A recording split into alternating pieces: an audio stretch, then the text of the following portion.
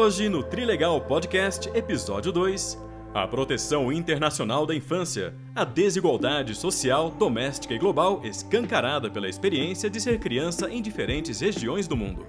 Os triperaltas professores Aline Tomé, Raquel Boing e Fred Dias trazem pra gente reflexões sobre um tema tão oportuno para a Semana da Criança, mas antes para o ano que a Organização Internacional do Trabalho dedica à eliminação do trabalho infantil. Na Alemanha, é o fim da era Merkel. Que lembranças ficarão do governo da chanceler? O engajamento com a recepção dos refugiados sírios? Ou o sensível aumento da população em risco de pobreza?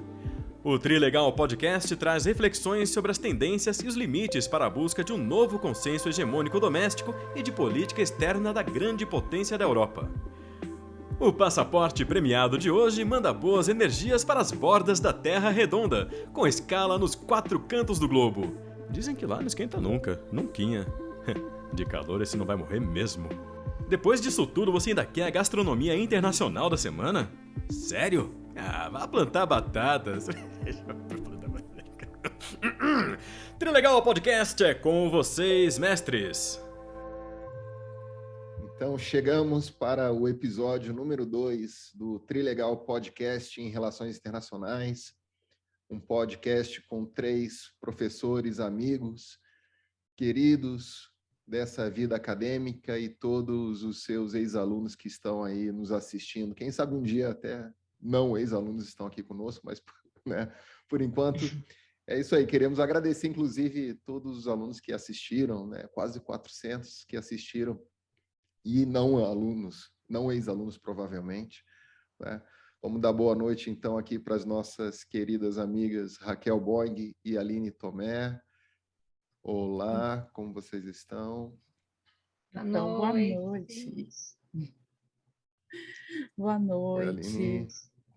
Estamos aqui então para o nosso segundo episódio do nosso podcast.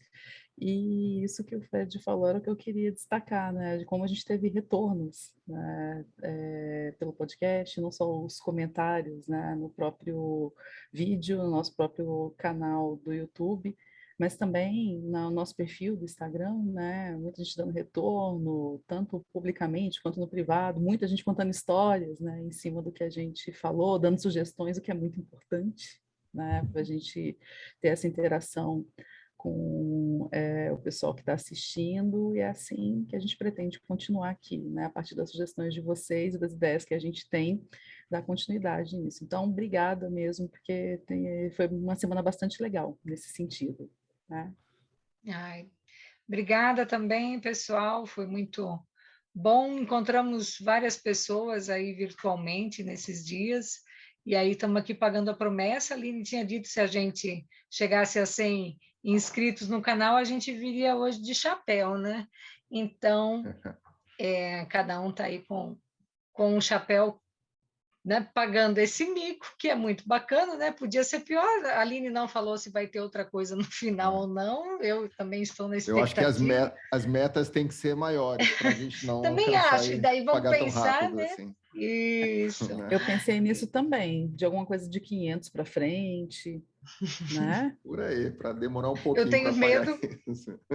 Tenho medo que vem como o retorno, né? Mas de qualquer maneira embora eu precise usar chapéu sempre, por conta desta tez complicada, né? Também de ter herdado uma propensão a formar coisinhas na pele. Então, hoje eu não estou usando um dos meus chapéus, até por conta deles serem muito grandes, daí vocês iam ver só um negócio assim, no sombreiro aqui. Então, estou aqui com o meu chapéu, que era do meu paps, e então está aqui para homenageá-lo. Tem, inclusive, uma relação de alguma maneira mostra os cabelinhos com um dos temas. E aqui dentro tem, que eu não tirei de propósito, tem os cabelinhos brancos dele aqui. Não tem mais o cheirinho, né? O cheirinho se vai, só está na memória. Mas os cabelinhos estão aí, o mesmo DNA. Perfeito. E vocês, esse chapéu tem história ou não? Homenagem para o seu Júlio, né? Isso. Alegre, fala desse animado. chapéu aí, Aline. Então, gente, eu quase não tenho chapéu. Por isso que, além desse meu fundo branco sem graça, né, que eu descobri esses dias que não é o adequado, mas por enquanto é o que eu tenho, né? O chapéu é branco, sem graça também. É o meu chapéu de praia, na verdade, né? Então, ele é Saudade, hein? branco. Exatamente. Ele está ainda meio sujo, assim, da praia, mas já tem muito tempo que ele está com essa sujeira. Saudade, gente. Uma vontade de ir para a praia, de viajar, mas por enquanto ainda não está no momento, né? Vai chegar logo, logo, mas ainda não está no momento. Mas é isso, é meu chapeuzinho de praia. E Ó, você, esse Fred? meu chapéu aqui, ele é um chapéu, né, colonial, né? Bom, me deram esse chapéu porque eu acho que não coube na pessoa que, né, não era muito grande, só cabia na cabeça do senhor aqui, né? Aí eu falei, pô, então tá, eu quero, mas eu não tem o menor sentido de eu usar ele na rua, né? E eu uso só no carnaval, não numa situação dessa. Mas interessante que ele chama, né, chapéu colonial, colonial em inglês, né? Ele é quase que um capacete mesmo, assim, de palha, né? Aí eu achei interessante, né? E eu falei assim, se tivesse 200 inscritos, a gente ia ter que usar 2 chapéus. Aí eu ia usar esse aqui, ó. Sabe qual é esse daqui? Pós-colonial. É justo. Chapéu colonial e o pós-colonial, tá Eu vou certo. ficar com pós-colonial agora. Então, tá bom. Eu Olha há aí. tempos canto um chapéu para o nosso amigo Zerbini, que ele tem uns Panamá muito bonitos, ele podia dar um para mim. Fica aqui registrado, querido, né? Pode, depois Aliás, eu acho faço a que a gente numeração. podia fazer o convite aqui já, né? Porque Isso. é oportuno o convite para É, uma noite de lançamento de livros. Doutor Zerbini sim. com a gente aqui. É.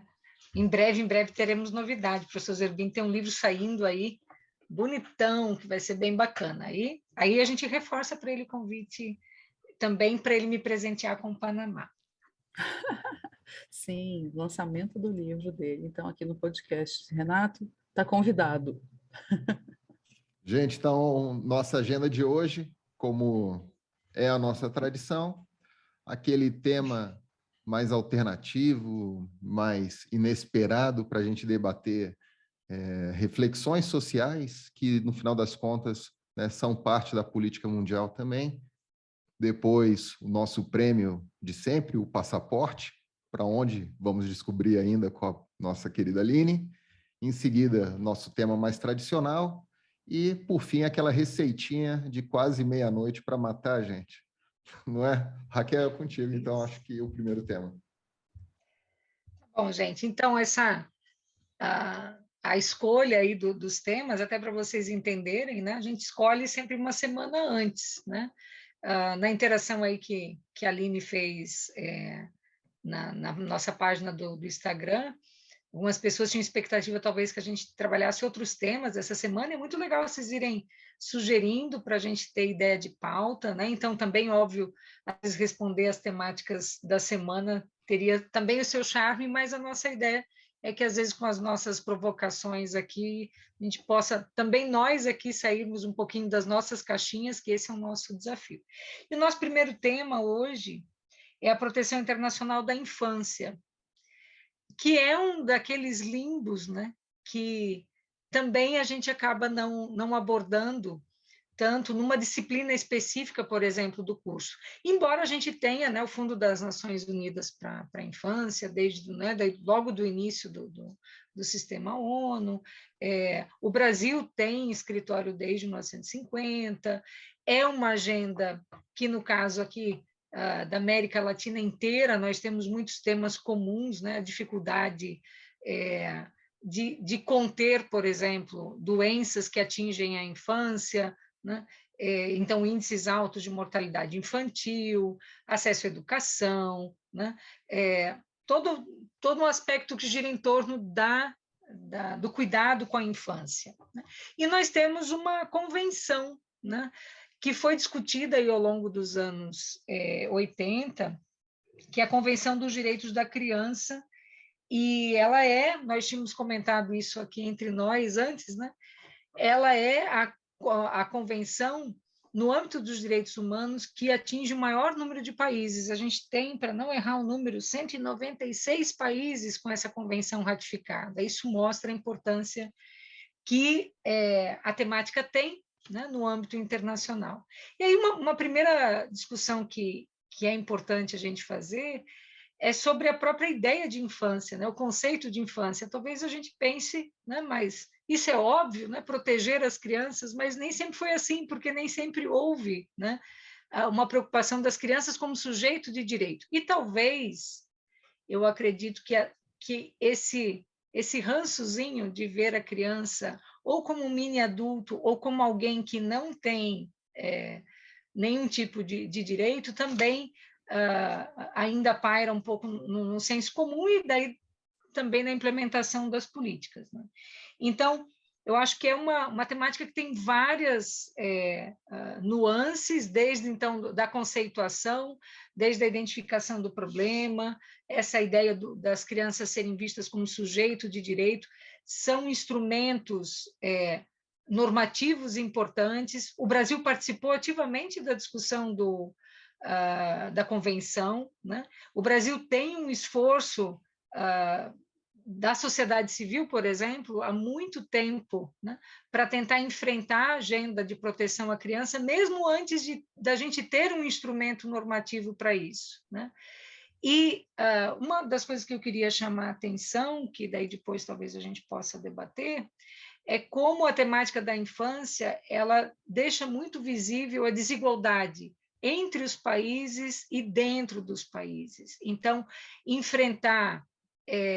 não dá para enfrentar uma agenda de defesa dos direitos da criança se nós não atrelarmos isso às estruturas de desigualdade que fazem esses problemas estarem aí né, a gente diz num ciclo que é vicioso, né, de uma infância não cuidada que vai levar uma vida adulta desprotegida, despreparada e uma nova geração que vai entrar nesse ciclo. Então, isso para a gente introduzir aí a temática, e aí a Aline, acho que tem aí uma contribuição para pensar dentro dessa agenda, né, que enfrentamentos talvez a gente precisasse estar mais atento aí no cenário internacional.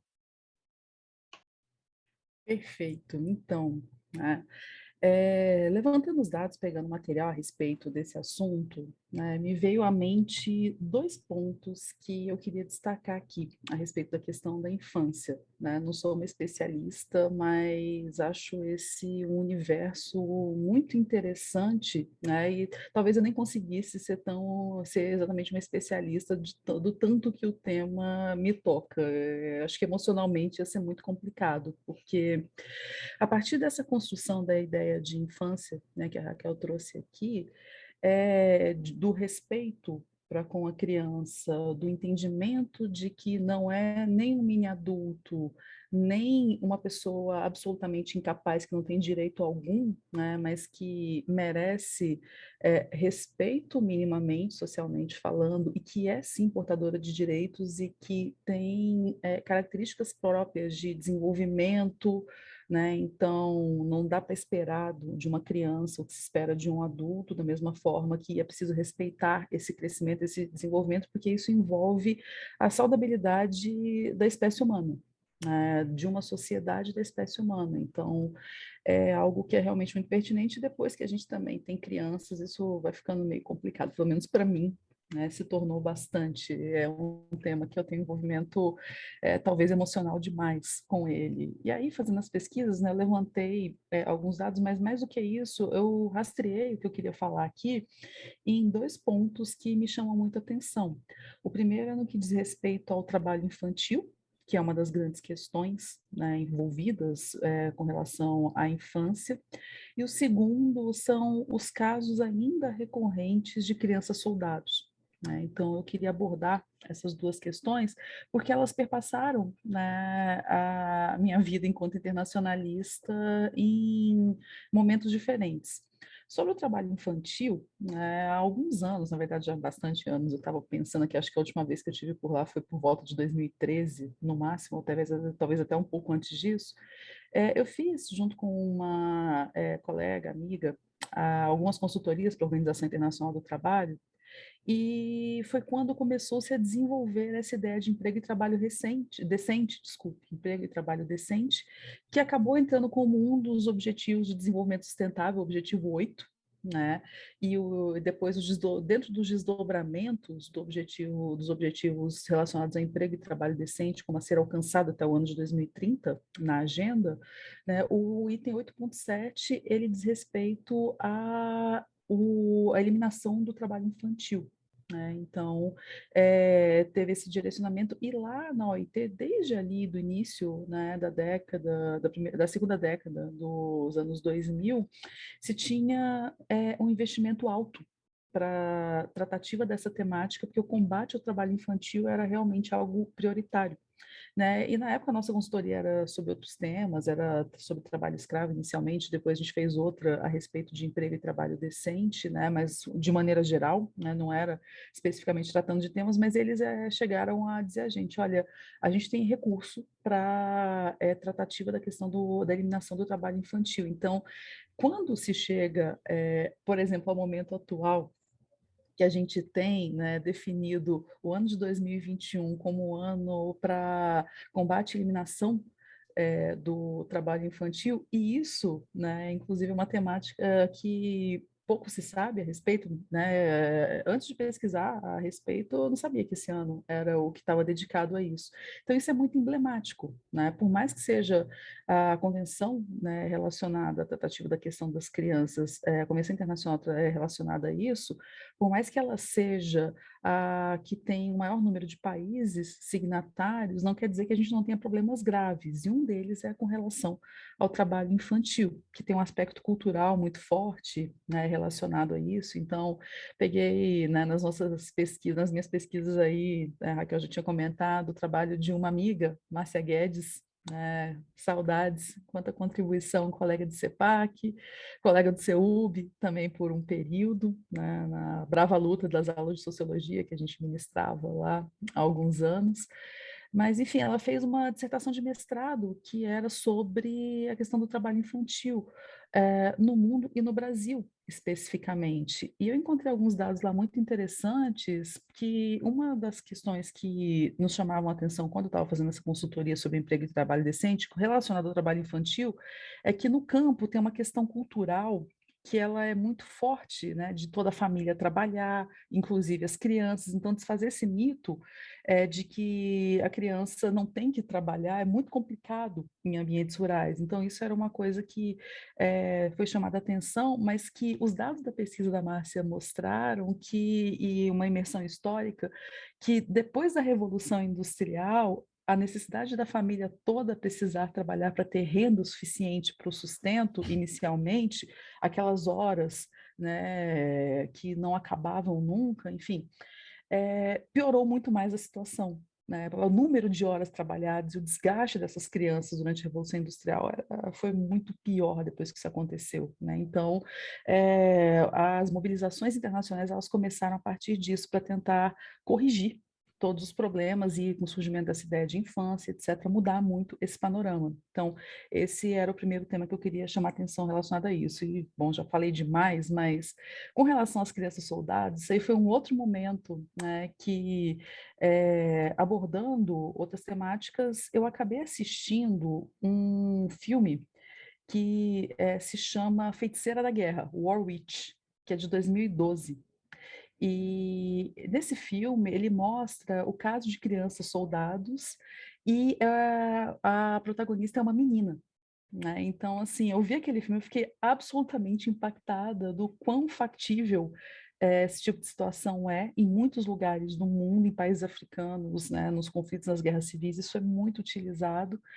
E fica como uma indicação, né? Uma das demandas que vocês trouxeram para a gente, que a gente indicasse para vocês filmes, né? Então, A Feiticeira da Guerra, de 2012, que fala sobre crianças soldados, é um filme bem interessante. Tem um mais recente também, que está no Netflix, Beasts of No Nation, que é de 2015, está no Netflix, que eu recomendo também. Esse eu ainda não assisti, mas ele está sendo um dos mais indicados para tratar do tema, né? Porque ele é realmente muito impactante, porque o caso de apropriar-se de crianças da vida dessas crianças e da infância, né, com toda ainda o não desenvolvimento total dessas crianças e das emoções e a forma como elas acabam sendo utilizadas porque elas não têm tanta noção e elas praticam violência, elas podem praticar violência, né, de uma maneira muito menos filtrada do que adultos, e se apropriar disso, né, é uma coisa muito cruel e que é largamente utilizada, e existem, então, propósitos internacionais para eliminar esse tipo de situação, embora seja muito complicado. Então, enfim, né, passei muito do meu tempo, desculpa. Um dos planos é a gente diminuir a quantidade de tempo que se fala aqui, mas, enfim, eram essas as contribuições que eu queria fazer a respeito do tema. Agora, o Fred, né? O que você contribui para a gente? Acho que essa iniciativa de diminuir o tempo da fala não foi minha intenção. Na verdade, eu estou achando ótimo, né, poder estar aqui também ouvindo vocês e trocando tanto. Eu acredito que nesse tema é o que talvez esteja realmente mais distante daquilo que eu pesquiso, ainda que a gente vive isso o tempo inteiro, né? A gente está rodeado desse tema potencialmente o tempo inteiro, né? Mas achei muito relevante a forma como a Raquel também trouxe a questão, já apontando para como nas minhas pesquisas foi isso que me chamou a atenção, Raquel, como esse tema levanta a questão da desigualdade entre nós, né, mais imediatamente nossa sociedade, e mundo afora, né, o que é o desafio, né, de crianças mundo afora. Então, entre os vários desafios, né, que tem aí nessa questão a se desenvolver, é um tema eu penso nacionalmente, é um tema de relações internacionais, porque se trata da formação da nossa base enquanto Estado, né, nossa população, nossa próxima geração. É um investimento transgeracional, cuidar da educação. Acho que é o ponto mais importante que eu queria trazer de alguma forma, complementando, né, a grande contribuição que vocês também já deixaram aí. E nesse sentido da comparação, me vem à cabeça justamente o problema do nosso outro tema de hoje, enfim, né, vou acabar adiantando, né, dando um spoiler do nosso tema de hoje, que é a saída da Angela Merkel e o futuro da Alemanha. Quer dizer, eu acabei cruzando tanto assim, de uma forma tão aleatória, assim, não prevista por esses temas das crianças na Alemanha agora, já que um tema fundamental aí do legado dela é a desigualdade crescente no país, e ela, né, atinge sobretudo crianças. Então, dados dos alemães, né, sobre a questão mostram 1 a cada 5 crianças vivendo na pobreza. Mas o que é pobreza para um alemão?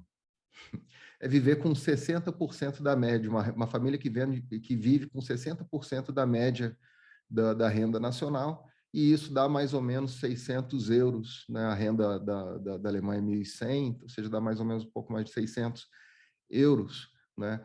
O que significa, na prática, uma família que talvez não acesse, né, acessa vários elementos do bem-estar, como moradia, segurança, né? Alguma forma de educação talvez menos qualificada, mas não acessa meios de transporte próprios, né? Um carro, a cultura, o consumo da cultura de uma forma geral, e equipamentos eletrônicos. Era esse o ponto, equipamentos eletrônicos. E aí vem o ponto da pandemia. A pandemia, né, trouxe, né, uma aceleração das desigualdades no planeta, e como elas, a gente estava falando agora, né, que esse é um tema que o tema da infância, né, reproduz, né, manifesta, né, traz a manifestação mais explícita da desigualdade. Se a pandemia acelera, como uma crise qualquer, né, mais uma crise especial, acelera as desigualdades, ela recai sobretudo sobre as crianças. E na pandemia, especificamente, não como uma crise econômica qualquer, mas aquela em que as crianças saíram das escolas e tiveram que ir para casa, né? E nessa condição de desigualdade, de não terem acesso a equipamento, a família não ter acesso a equipamentos eletrônicos, está aí um desafio fundamental da continuidade da educação, né? Então, os grandes investimentos que são necessários em qualquer parte do mundo. Eu estou falando do desafio dos alemães, né? Mas os nossos desafios são muito mais trágicos e retrocessos têm sido claros, né, ao longo do tempo. A pandemia, né, ajuda muito, mas a falta de investimento para, né, o desenvolvimento mais determinado da nossa educação, né, um passo para frente, dois para trás, ou talvez dois para frente, mas eu acho que é muito mais um para frente, dois para trás que a gente vive, né? O lugar do Paulo Freire questionado na nossa sociedade. Então, tudo isso aponta para um caminho muito sombrio, né? Se os alemães estão preocupados com essa questão, já assusta eles, esse nível, esse critério já alto, né? Para nós é muito mais tenso e eu acho que mais urgente essa discussão da infância, né? Para atingir nossos objetivos de desenvolvimento, se não os da Agenda 2030. Então, eu devolvo para vocês aí o argumento. Eu acho na verdade, esse tema da infância, para mim, é um tema muito caro.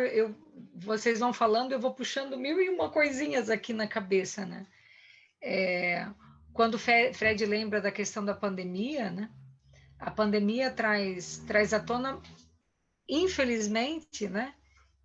Uma outra dimensão que tem sido, acho, bastante cruel.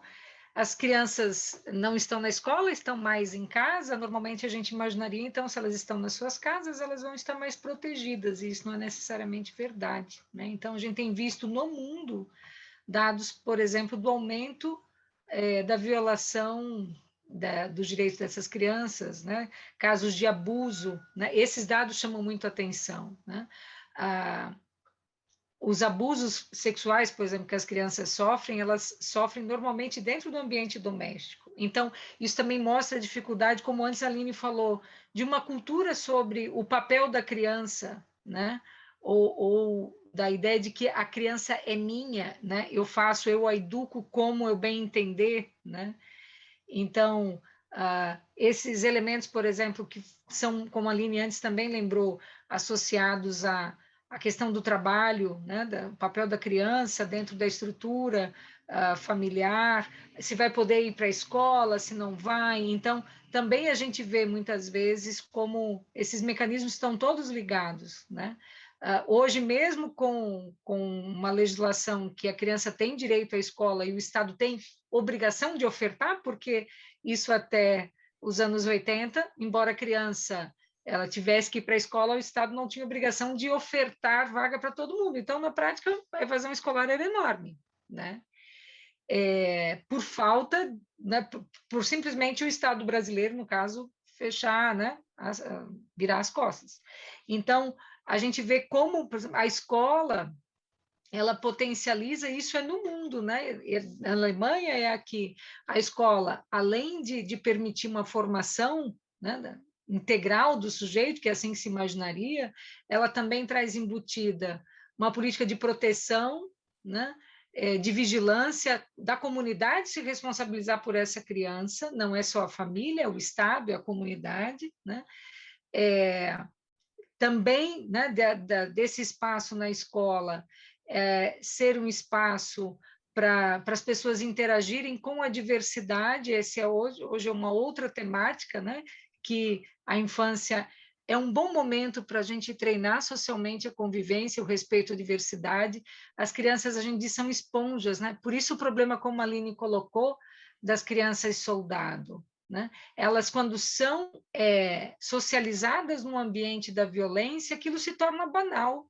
Então, elas são treinadas justamente para banalizar a violência e aquilo ser automático, né? Eu, inclusive, me arrepio quando penso isso, porque é instrumentalizar, né, a expressão esses soldados, né? Então, eu acho, no Brasil um ponto que eu antes falei, né, da questão de ter uma sociedade civil engajada, também é um eixo aí, eu acho, transnacional importante, né? A gente tem a Pastoral da Criança, que é conhecida no mundo inteiro, né?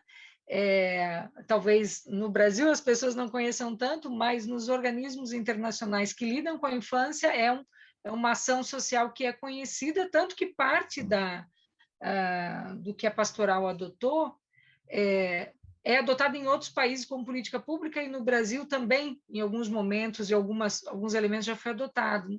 Que é nesses ambientes de extrema desigualdade você conseguir fazer chegar a questões mínimas, né? Então, a pastoral, ela criou aí mecanismos, né, para se virar nos 30, a gente diz, né? Como pesar as crianças, né? Como conseguir fazer uma nutrição adequada. A escola também tem esse papel da nutrição, né, do acesso além da proteção também da nutrição. E é interessante que esses projetos, né, a pastoral, ela existe desde 83 no Brasil, né?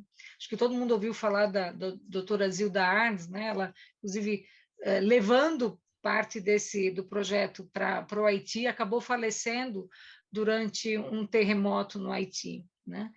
E a pastoral tinha essas ações que tinham, parte dos seus projetos tinham financiamento de igrejas estrangeiras, né? Algumas ideias foram levadas à frente com essas parcerias e com financiamento de entidades como a Misério, através da Caritas. Então, antes que o Brasil tivesse uma política pública de saúde coletiva, né, atendimento da criança, porque a ideia é cuidar desde a gestante, e aí esse acompanhamento, a gente já tinha essas ações da pastoral.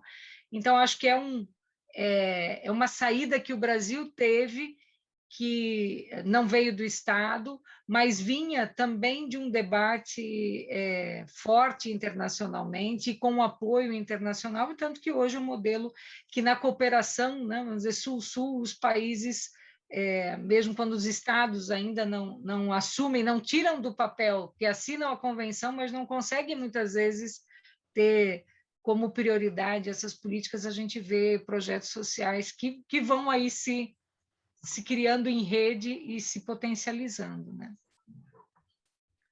Sim, um comentário que eu gostaria de fazer, porque acho que a Raquel já conseguiu emendar, né, grande parte das questões, né, sobre a infância, é justamente essa questão da segurança alimentar, né? Se na Alemanha, como o Fred disse, se torna um problema, né, a pobreza, o aumento da pobreza e a educação das crianças, a renda e etc., e pobreza está diretamente ligado com a questão, né, da preservação da infância e das dificuldades na infância também, né?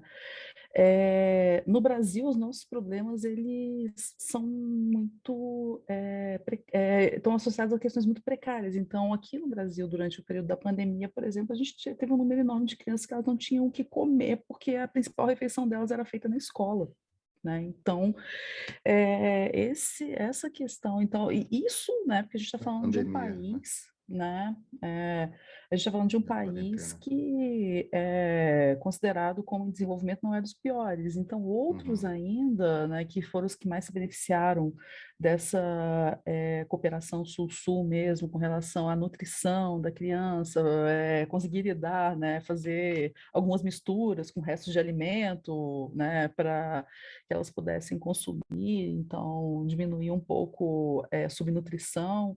Então, assim, a gente tem níveis diversos mesmo, né, de pobreza e de precariedade que a infância acaba evidenciando. Então, um último ponto, né, que eu também tinha pensado em falar, e vou só mencionar aqui, é a questão da vulnerabilidade mesmo. Quando a gente fala, né, de vulnerabilidade social, de preconceito e discriminação, uma coisa não exclui a outra, na verdade, uma vai trazendo a outra mais para baixo. Então, questões raciais, questões de gênero, E quando a gente envolve nisso tudo a infância, a vulnerabilidade ela aumenta ainda mais. Então, é algo para a gente pensar mesmo, né, como realmente prioritário internacionalmente, não só pela boa vontade das nações ao assinar convenções, mas de tentar lidar com as questões da infância realmente, né, porque mecanismos têm e esforços também, né, mas problemas também ainda existem muito nessa seara. Mas é isso. Né? Interessante que eu estava vendo, né, justamente, né, a comemoração de 30 anos do Estatuto da Criança e Adolescente, 31 agora, né, que é justamente o mesmo período da unificação da Alemanha e da data nacional, né, na qual a Merkel fez o último discurso dela, né? Então, lá no ECA se fala justamente sobre essa prioridade de investimentos. Acho que a questão deveria ser muito mais clara, né? Quer dizer, a questão da desigualdade, se tem uma política central, são essas ligadas à infância, né? Um investimento em educação, né? A gente tem uma redução brutal nos últimos 10 anos, né, no governo Bolsonaro, especialmente, né, na educação no país, ou seja, só pode ser um projeto que atenta contra, né, essa grande meta da nossa sociedade de redução das desigualdades. Então, ela começa justamente com um investimento na infância, né? Tem pesquisas, também acabei cruzando com isso, né? 2/3 das crianças que nasceram na pobreza permanecem pobres adultos. Sim. Então, um grande investimento contra a desigualdade me parece ser aí mesmo. Né? Porque a vulnerabilidade das crianças, ela é, né, como a Aline antes mencionou, né, ela é a origem e ela acaba reproduzindo a pobreza também. Né? Ela tem origem na pobreza e acaba reproduzindo a pobreza. Só queria deixar registrado que eu estou aqui com a camiseta de um dos meus desenhos preferidos na infância, Capitão Ninguém falou do Dia das Crianças. Na semana que vem é Dia das Crianças, então, para aproveitar. E aí, 2 registros, só para... Sei que o nosso tempo é curto, mas acho 2 coisas que são importantes deixar dito. Um ditado que a minha avó tinha, para ver qual era o espírito, né, da geração dela, ela era do século XIX. Ela dizia, trabalho de guri pequeno é pouco, mas quem perde é louco. Então, era bem essa a lógica. Né? E eu fui criança antes do Estatuto da Criança e do Adolescente. Então, eu fiz minha 7ª e 8ª série, como tinha uma evasão escolar muito grande, a gente teve um diretor da escola que teve uma sacada importante. Ele, já que não ia tirar, as crianças não iam sair das fábricas onde elas trabalhavam, elas saíam da escola no 6º ano, porque com 12 anos elas eram aceitas na escola. Então, o que ele fez? Mudou o horário para o pessoal da 7ª e da 8ª série. Começava às 3 horas da tarde. Por quê? As crianças iam para a fábrica das 5h30, 1h30 da tarde, elas iam para casa, tomavam banho, e aí iam para a escola, estudavam das 3 às 7. Com isso, a minha geração, a minha turma foi a primeira que teve isso, e teve só 2 anos, que depois já não podia mais fazer esse tipo de coisa, porque já não podia mais estudar à noite, né? Mas com isso, teve uma geração inteira do meu bairro que pôde estudar, terminar o 1º grau. Então, a educação ainda é um caminho importante, né? E aí nós temos o passaporte, não é? Então, gente, o passaporte de hoje, né, ele segue a mesma lógica dos últimos passaportes que a gente fez aqui, que não é para um lugar concreto, porque esse lugar ele pode ser, né, precioso para alguma pessoa, então não é justo. Mas tem muitos lugares imaginários para qual a gente pode mandar, né, pessoas, situações, dar esse passaporte que pode nos ajudar, né? Então, assim como no episódio número 1, o Fred mandou, né, pessoas ali para a Terra dos Fantasmas, né, para onde não existe, então, se quer ir, né, vá de bom grado. Hoje eu decidi fazer um passaporte para um lugar que uma música me inspirou. Acho que a maior parte do nosso público não vai nem saber que música é essa. Eu ia reproduzir aqui, mas acho que meu áudio não está muito bom, então eu vou só mencionar e indico que vocês procurem aí, né, uma vamos música. Botar o link aí embaixo. Isso, ótimo. O nome da música é Vento Ventania, que é do Biquíni Cavadão, uma banda chamada Biquíni Cavadão. Fez sucesso ali, acho que anos 80, nem chegou a ser 90, faz muito tempo isso. Né? E nessa música Vento Ventania, eles falam de um lugar que é para onde o vento faz a curva, para lá de onde o vento faz a curva. Então, o nosso passaporte hoje, ele é para ir para lá de onde o vento faz a curva. E ele vai para... Ele vai, gente, para pessoas que vivem essa onda de questionamento da ciência e negacionismo, sabe? Eu vivi uma situação, gente, que raramente em aula eu tenho uma sensação tão grande de perda de tempo, sabe? A gente fazendo um debate a respeito de questões relacionadas ao Acordo de Paris e questões ambientais, né, aquecimento global e tantas outras, né, que precisam ser debatidas e globalmente, né? Então, isso é uma questão já há algum tempo, desde os anos 70, com a primeira conferência sobre questões ambientais internacional, e cada vez mais vai ganhando força, e aí a gente tem que parar a discussão, porque existia ali uma pessoa que não acreditava na existência do aquecimento global, né? E o mais irritante, na verdade, de não ter essa crença, né, porque isso é algo largamente divulgado aí no WhatsApp, né, é que justamente a tentativa era de usar da estrutura da ciência para deslegitimar a existência do aquecimento global. Então, é muito em cima daquela questão de que não existe consenso dentro da ciência, de que tem cientistas que entendem que isso é uma grande mentira, que não existe. Gente, aí, para mim, sinceramente, pode ir para lá de onde o vento faz a curva com esse tipo de discurso, tá? Porque e tem uma dica de leitura, inclusive, sabe? Obra clássica para quem está começando a entender como que funciona a ciência, né, as discussões, os debates, a estrutura das revoluções científicas, do Thomas Kuhn, sabe? Para a gente começar, né, a entender como que são desenvolvidos os paradigmas e como que eles podem ser modificados, como que isso vai acontecer, né? Para ver se para de usar, né, da Sabe que interessante, ciência. Aline? Desculpa, é que é interessante, Aline, essa questão, porque, não é, Raquel? Entre nós, assim, acadêmicos, um texto como o Kuhn tem questionamentos para nós acadêmicos, né? Assim como outras correntes, né?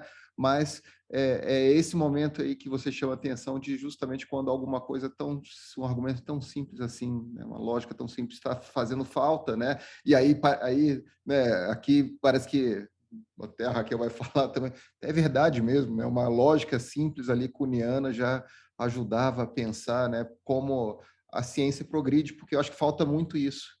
Eu tenho uma forma de dizer isso para os alunos, muitos vão me ouvir aqui, que vocês não estão eu dou aquela aula de monografia 1, né, de métodos, vocês não estão aqui para desenvolver uma redação, mas para fazer pesquisa, é muito diferente, né? São habilidades muito diferentes, e a pesquisa pressupõe a possibilidade de pressuposições não se confirmarem, e não é o caminho que eles estão seguindo, né? Exatamente. Gente, é uma coisa simples. Não é porque não existe consenso eterno na ciência que paradigmas podem ser desconstruídos e modificados e tudo precisa ser pesquisado, verificado, confirmado, que a minha opinião ou qualquer informação sem nenhum fundamento que questiona aquilo que está posto majoritariamente em um campo científico, que então aquilo não é verdade. Que eu posso levantar aquilo e aí você vai fazer uma revolução científica da noite para o dia, você vai mudar um paradigma porque não existe um consenso. Gente, então entender qual é a lógica do questionamento e da desconstrução de um paradigma, né, pode ser o básico mesmo. Estou falando aqui de algo que cabe até melhor nas ciências exatas do que nas ciências humanas, que aí é uma outra história, mas enfim, é o básico mínimo, gente. Não é uma opinião divergente que vai fazer algo que está sendo desenvolvido majoritariamente dentro de um campo científico, né, que isso não vai valer. Então, por favor, gente, não vamos perder tempo em uma aula, tá? Questionando aquilo que é posto, e ninguém vai fazer revolução científica, tá? Em 5 minutos ali numa aula, mas se entender como é que funcionam as revoluções científicas, acho que tem mais chance, né, disso fazer algum sentido, né, e a gente não perder esse tempo. Eu não Raquel, queria você trouxe estender... aí? Não, eu estava querendo catar um outro livro aí, mas daí vi esse. Né? Logo no início aqui, esse livro, As Consequências da Modernidade, do Giddens, ele traz essa discussão sobre a diferença da gente trabalhar com crença, que foi o termo que você usou, né? E sistemas peritos, né? Em conhecimento. Né? A gente trabalha com risco. Né? É diferente de um ato de fé. Ato de fé você se joga, mas nós não estamos aí para isso, né? Ou pelo menos a dimensão da fé está numa outra dimensão da vida de cada um, da sua subjetividade. Agora, decisões políticas, acordos, né, eles vêm dentro de uma outra lógica, né, a gente tem que, pelo menos, se abrir, ou pelo menos, se você está na academia, né, se abre a isso. Né? Acho que é um pouco por aí. Eu chamo eles todos de terraplanistas, cada um na sua área, né? Então, esses são os terraplanistas climáticos, né? Mas tem um outro grupo muito que merece esse prêmio também. Tem um outro grupo que merece esse passaporte a Ellen, que são os terraplanistas financeiros. Né? Sim. Aqueles que vão enriquecer da casa da avó, acordando 10 da manhã e o computador minerando bitcoins. Essa expressão minerando, né? Eu acho muito complicada, né? Complicada. Mas enfim, gente, então pode ir para lá de onde o vento faz a curva, né? Mas pelo menos estuda como que dentro do ambiente acadêmico funciona, tá? A transição de paradigmas, ela existe, tá? Mas ela não vai vir das informações que você recolheu ali, dos vídeos compartilhados no grupo do WhatsApp, não, tá? É um pouquinho diferente que as coisas funcionam aqui, né? Mas gente, então, né, dado esse prêmio, acho que agora a gente já pode passar para o nosso próximo tema, né? O próximo tema que vai envolver as questões mais tradicionais, então, aqui de relações internacionais, talvez um pouco mais esperadas, né, Fred? Então, por favor. Então, é um tema daqueles mais tradicionais do estudo de relações internacionais, trata justamente da transição de poder que a Alemanha está passando agora, o fim da era Merkel, vai de 2005 até agora 2021. Então, 16 anos, o que dá praticamente metade, né? Um pouco mais já da metade do período pós-união das duas Alemanhas. Aliás, esse chapéu aqui foi lá de Berlim Oriental, justamente, né?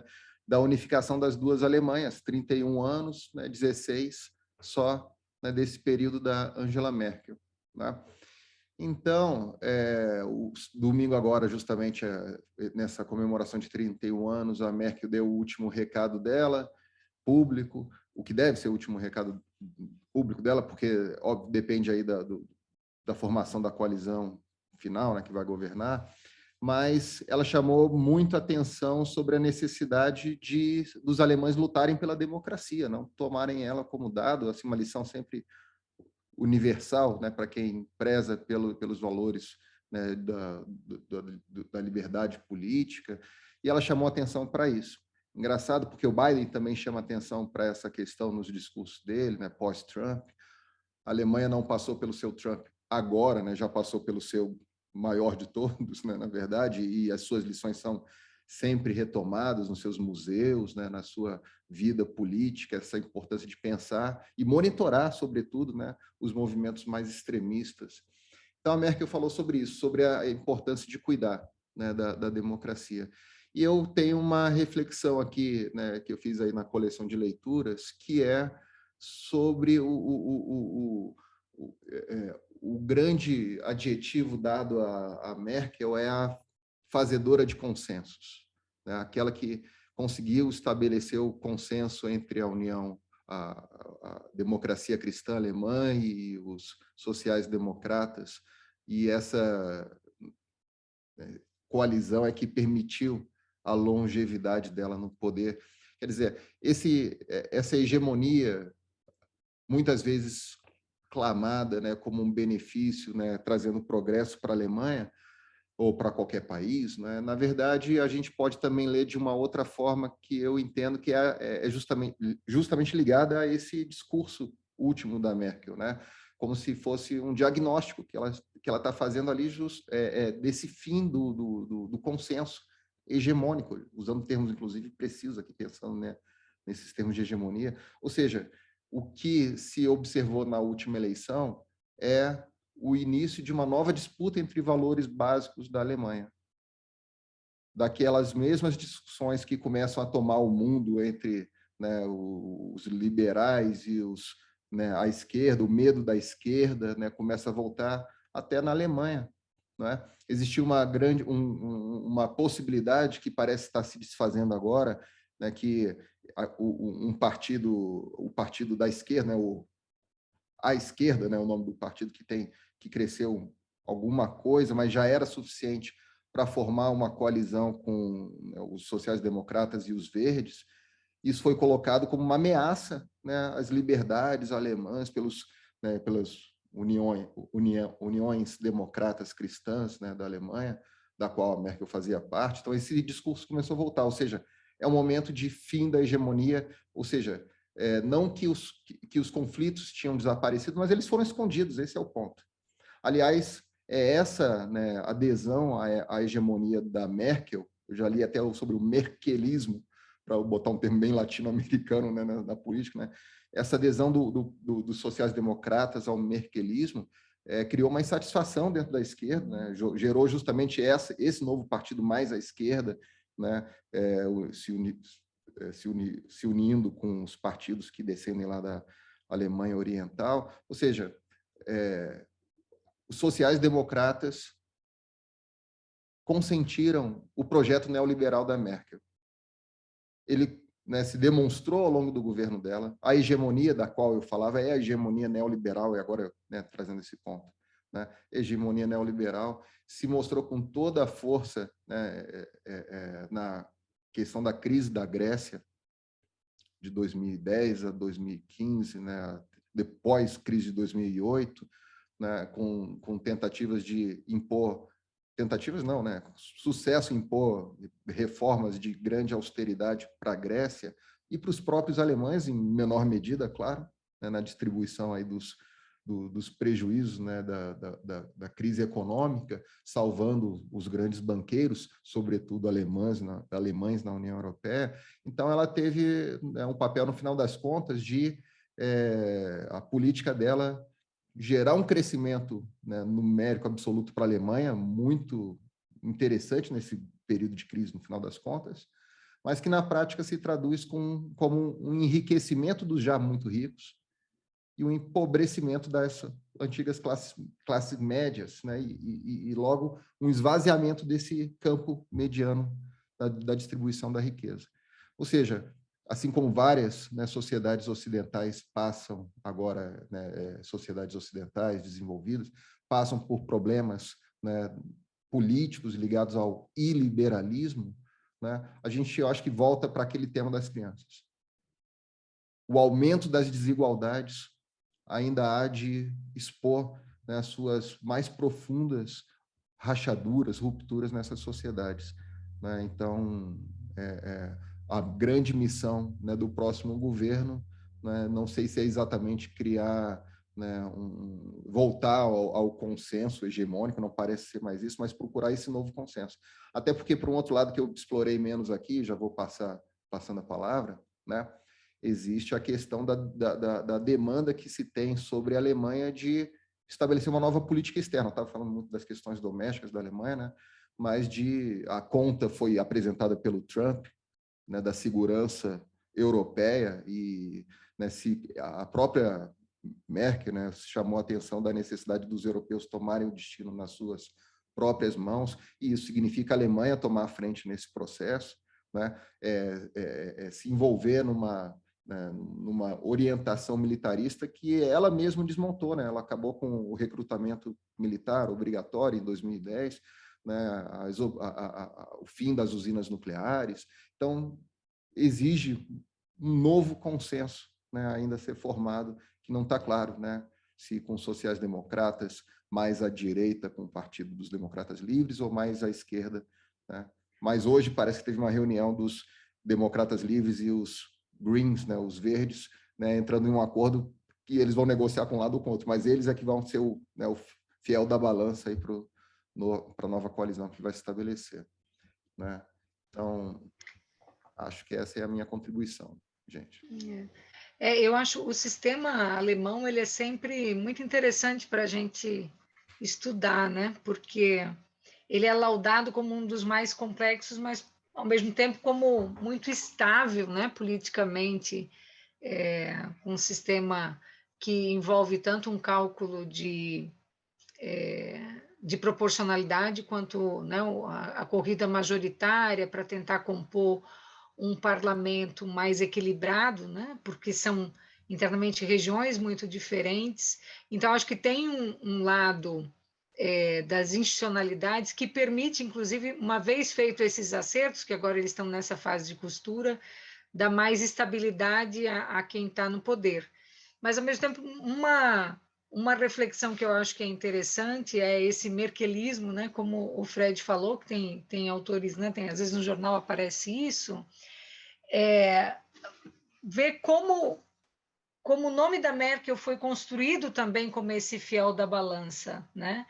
Alguns anos atrás, um aluno nosso fez uma pesquisa sobre a ascensão da Merkel, o nome dela para dentro da coalizão partidária, e aí ele pesquisou, mostrou que ela era, né, esse sobrenome dela, inclusive, do lado oriental, foi mantido, né, para buscar também essa legitimidade, né, ela teve que viver as consequências, né, do período da União Europeia, mas, ao mesmo tempo, tendo que lidar com as desigualdades entre os dois lados, e, em grande parte, isso tem a ver com as posturas da própria condução política dela, mas, ao mesmo tempo que ela, com uma personalidade que conseguiu fazer essas costuras, não criou um descendente, né? Não deixam. Isso é uma crítica que muitas vezes tem sido feita a ela, né? Ela foi fruto do antecessor dela, né? Ela foi projetada, trabalhada dentro do partido para ser uma liderança, e esse trabalho ela não teve, né? O antecessor dentro do partido, né? Não historicamente, mas ela não se trabalhou isso dentro do partido, né?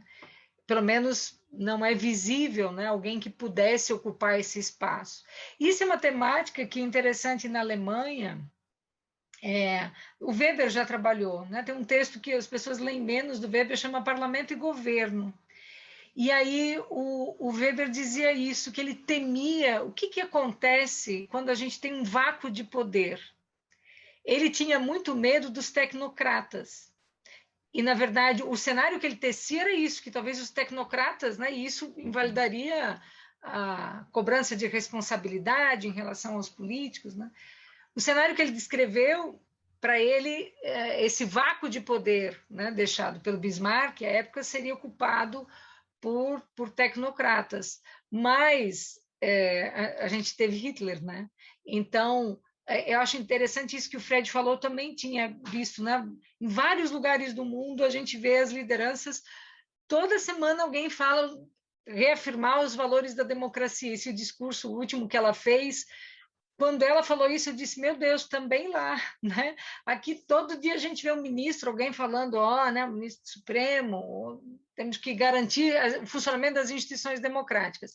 Eu acho que hoje isso na Alemanha eles têm essa segurança maior em termos institucionais, né, do funcionamento do parlamento, desses rituais de acordo todos que eles têm, né, de mecanismos para evitar uma quebra de mandato, né, eles têm um voto de desconfiança que precisa ser qualificado para o governo ser derrubado.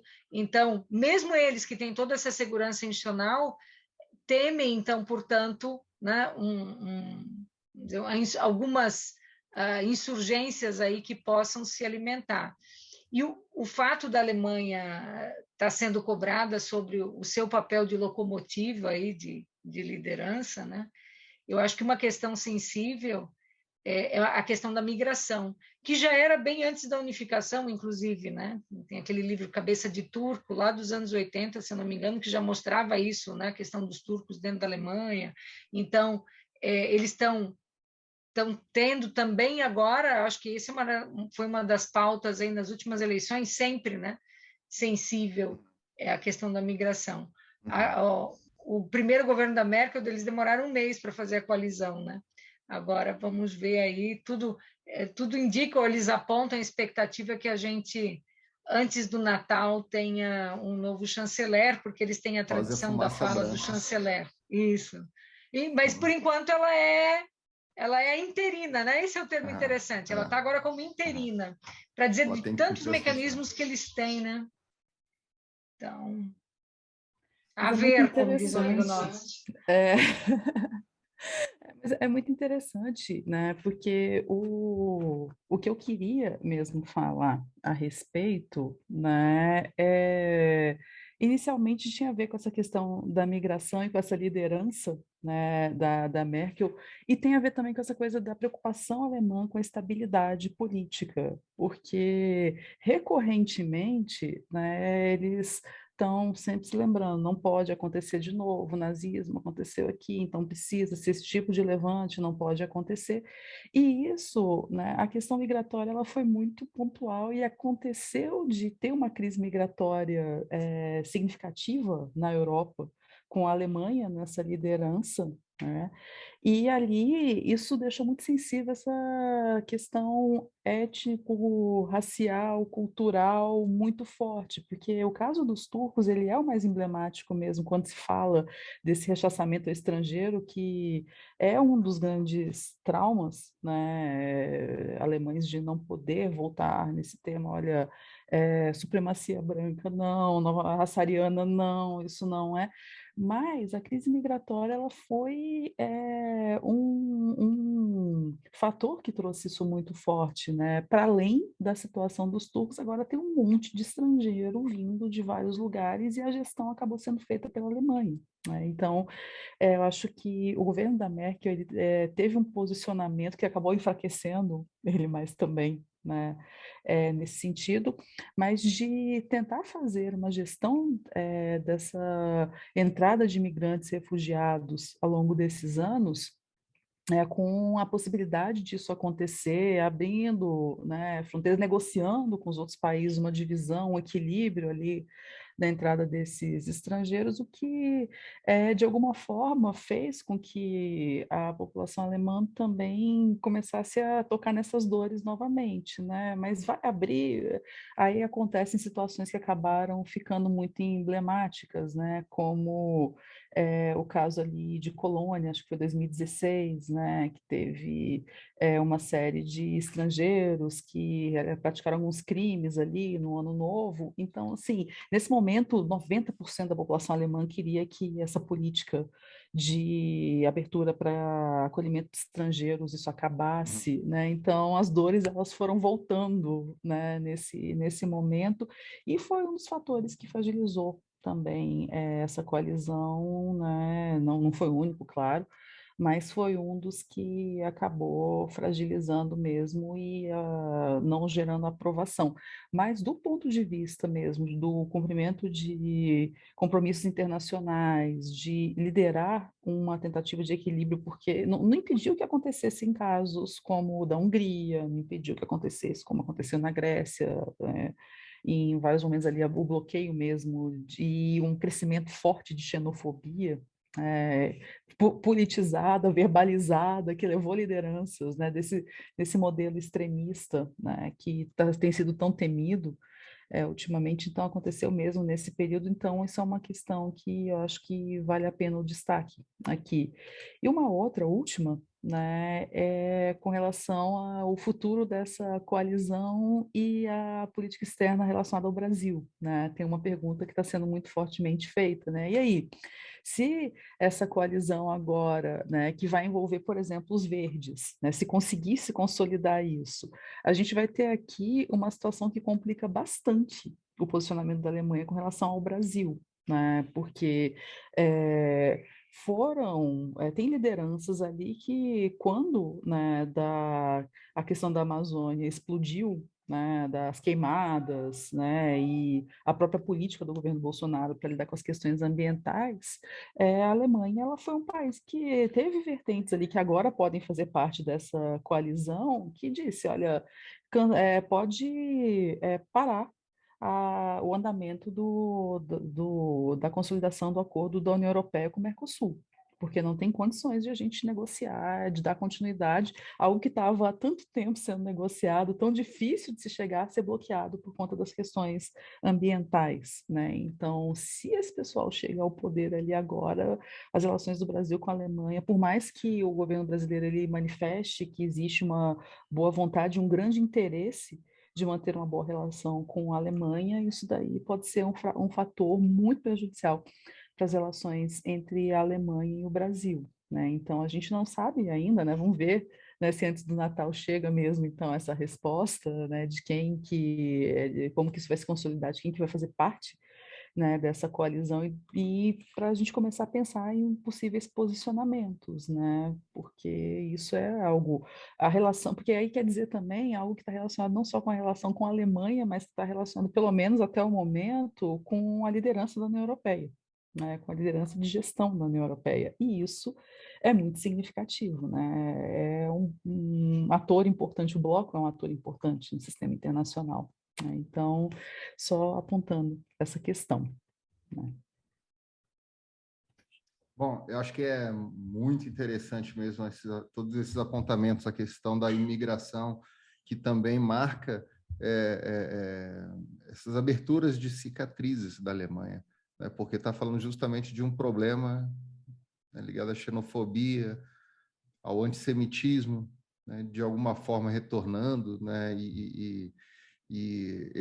Raquel, eu acho que, não sei se você, né, viu isso daqui, mas eu acabei achando na pesquisa, ela tinha feito uma sucessora, né, acho que chama Annegret Kramp-Karrenbauer, só que ela fez uma aliança com a extrema-direita e aí caiu, né? E aí ela desistiu das eleições e, enfim, o sucessor que não foi mais o que ela, né, tinha planejado. Então, enfim, né, justamente a tentação de manter a esquerda fora, se aliando com a extrema-direita, foi... Quando eu falei que não conseguiu fazer uma sucessora, justamente não uma sucessora que fosse vista como a liderança da CDU, né? Que era o que ela conseguia... Não, essa daqui tinha nesse sido... sentido, né? Uhum. Essa daqui tinha se Né, tornado não, a presidente sim, da CDU. Mas não capaz de fazer o papel que a Merkel fez, Isso, porque também é sempre um governo de uhum, coalizão, né? Esse é o ponto. uhum. Né? E porque a Agora, Aline, Alemanha viu...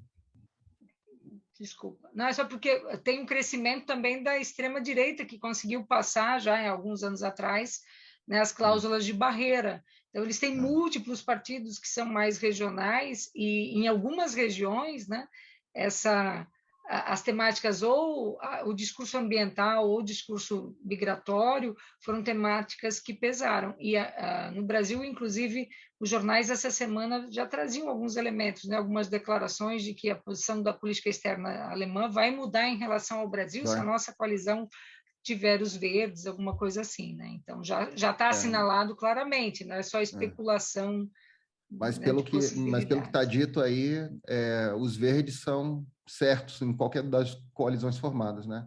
Mesmo se for da CDU ou dos sociais-democratas, os verdes têm que estar juntos, porque a colisão não vai ser mais possível entre dois só, né? Vai ter que ter o terceiro, e são os verdes, no caso ali.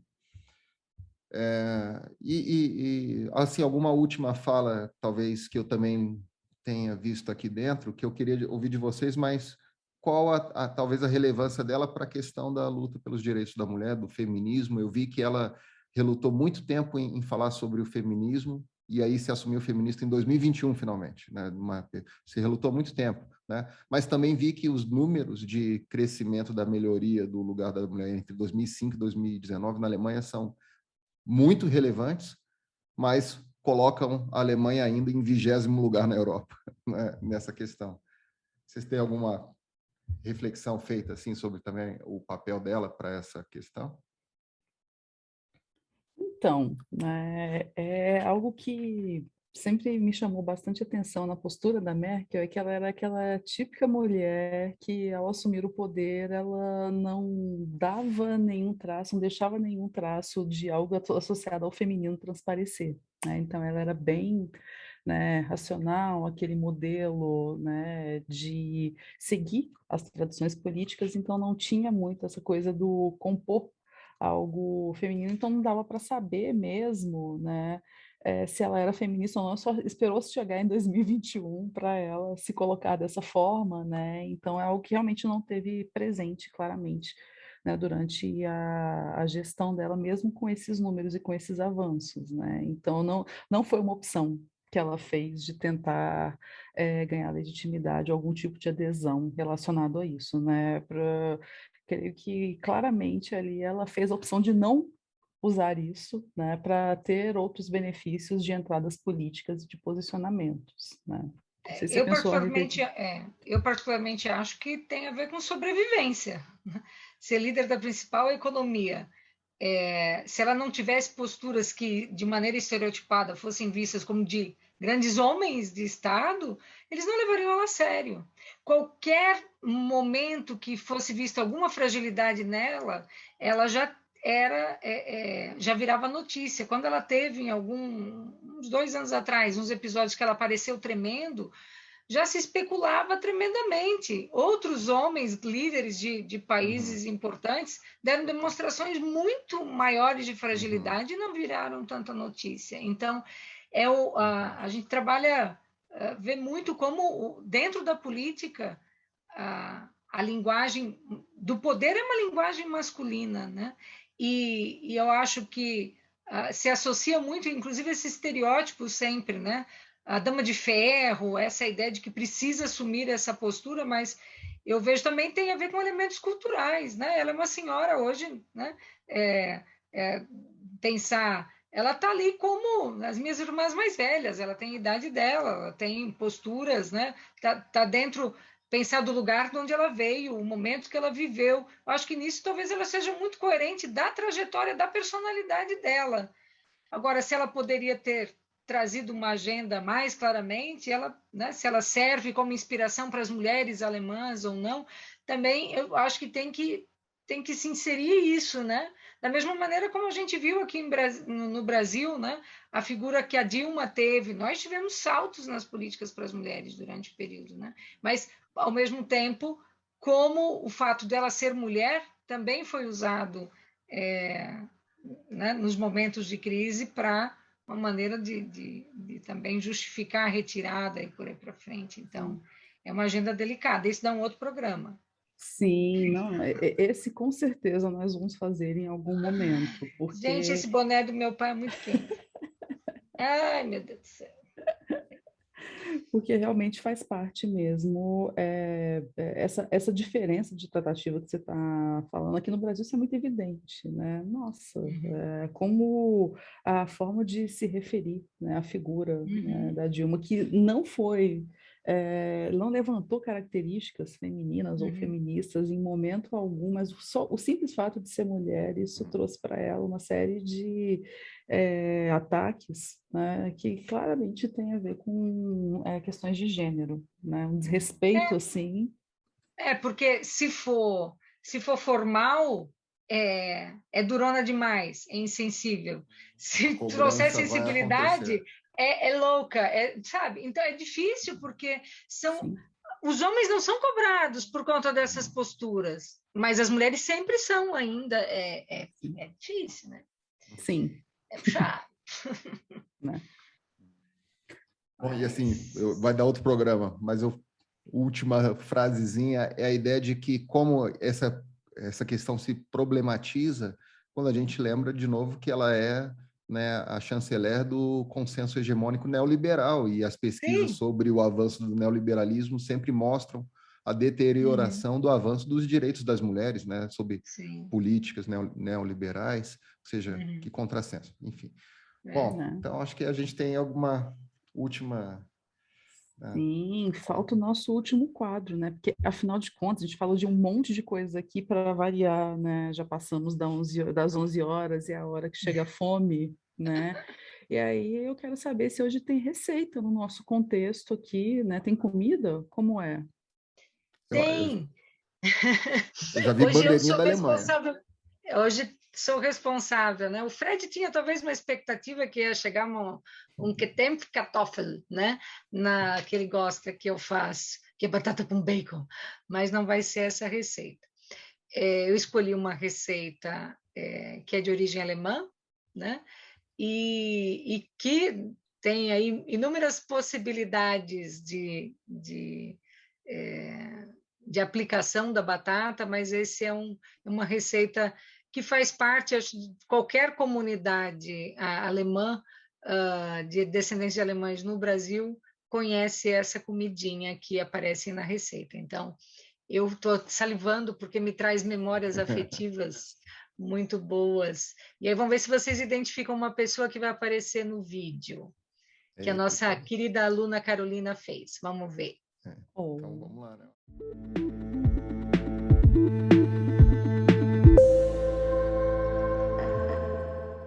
A Alemanha é conhecida por ser a principal produtora de batatas na Europa e o tubérculo está presente em diversos pratos tradicionais do país.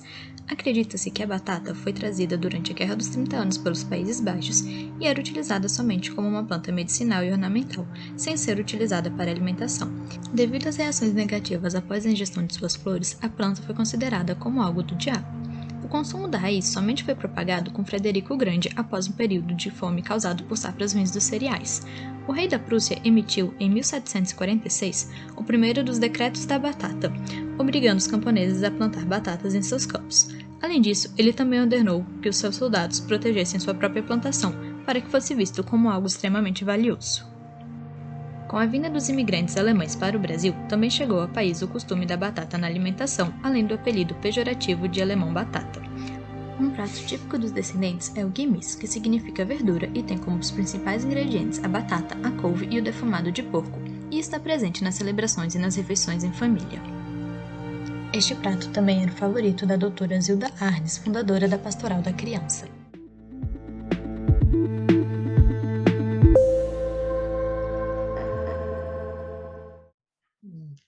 Então, ficaram com fominha? Outro dia eu faço um gemüse. Ai, gente, eu amo batata. Vai bem com vinho? Vai melhor que cerveja, eu acho. Vai melhor com cerveja. E aí, reconheceram alguém no videozinho? Aquela criança mais fofinha. Nessa foto, aqui. Seu Júlio. Seu Júlio. Seu Júlio, o homenageado o dono da do noite. boné. Do dono da boina. O dono do boné, o homenageado da noite. Jetzt geht's los, ele iria dizer agora. Agora vai! Esse era fã do Gemüse? Muito! Todo mundo. Boing fã de Gemüse é comida de domingo, de festa. Eu nunca comi, eu quero Delícia. experimentar. Eu sou candidata. Faremos, Quando tiver aí, eu levo uma marmita e tal. Então tá bom. Gente, vamos encerrando então, né? Nosso podcast de hoje. Então vamos lá. Então, né, gente, agora é finito, né? A gente vai encerrar, então, nesse nosso episódio número 2, né? Alguém tem alguma consideração final ou a gente já pode... Só 500 pessoas agora, qualquer promessa. Verdade. Tem que levantar para 500. E outra coisa que a gente se programa de tentar falar menos, mas não tem jeito. Mas também a ideia, não tem ninguém aí enchendo o saco que tocou o sinal, né? Então, as pessoas também podem interromper para ver se quiserem. A gente pode falar exatamente. E outra também, né? Eu já anunciei ali no nosso Instagram que a gente tem surpresa para a próxima semana e temos mesmo. E essa surpresa eu acho que ela vai corrigir, né, um pouco desse problema da gente falar demais nos nossos episódios. Então, aguardem aí que eu acho que vai dar um help aí para o pessoal que não tem a disponibilidade de ficar tanto tempo, né? Ou que na hora que vê assim, 1h30 de podcast, não quero ter isso mais. Calma, a gente vai pra tentar, gente, né? É só para nosso próprio ego que a gente conversar durante 1h30. Corrigir isso e eu acho que vai ajudar. Então, agora vamos dormir que as crianças estão com sono, né, minha gente? Nem me fale, já passou da hora, está muito tarde. Então, pessoal, né, a gente ainda vai se organizar para ver o que nós vamos fazer quando a gente chegar em 500 inscritos. A gente vai fazer novas promessas.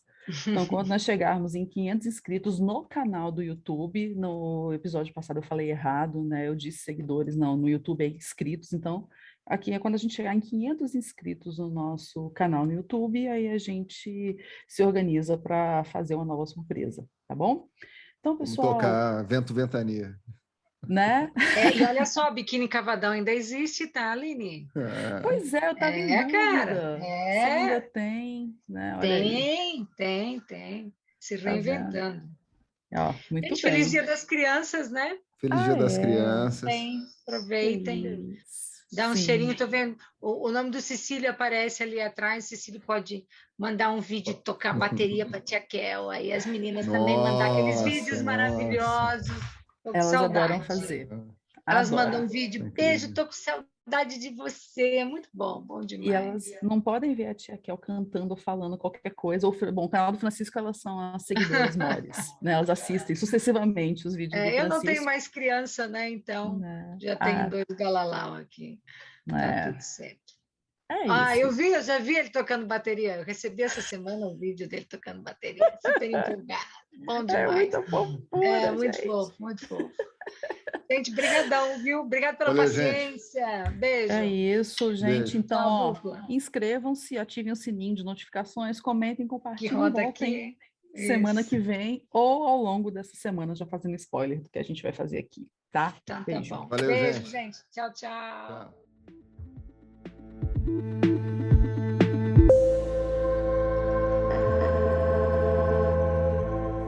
Acabou? Já posso tirar meu chapéu? Legal, criançada! Semana que vem tem mais Trilegal Podcast.